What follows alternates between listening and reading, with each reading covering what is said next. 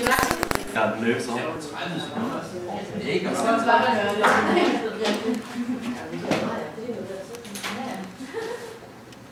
Okay. Er vi klar? Fint. Okay. Her kan man se TeacherTube og YouTube. Hvis man nu kigger på for eksempel på deres banner, så ligner de jo faktisk lidt hinanden. Og det er det samme ordspil med YouTube og TeacherTube. Det henviser nok til, at det er en lidt mere personlig side, hvor man kan se ting, der interesserer en personligt. Og TeacherTube nok refererer til, at det har noget at gøre med uddannelse og lærer og lærergerning osv. Nu kan man prøve at se, hvis vi går ind og søger på for eksempel den video, vi selv lige har lavet. Så trykker vi enter her, så ser vi, hvad der sker. For det første kan man se, at der er okay lang ventetid på TeacherTube. Der gik lidt tid før den kom frem.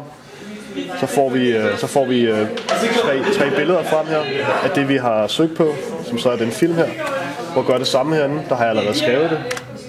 Og så får vi den frem, at der er kun et billede, så man kan se rent opsætningsmæssigt, er der igen forskel. Et meget mere simpelt og strømlignet, hvor på TeacherTube, der får man tre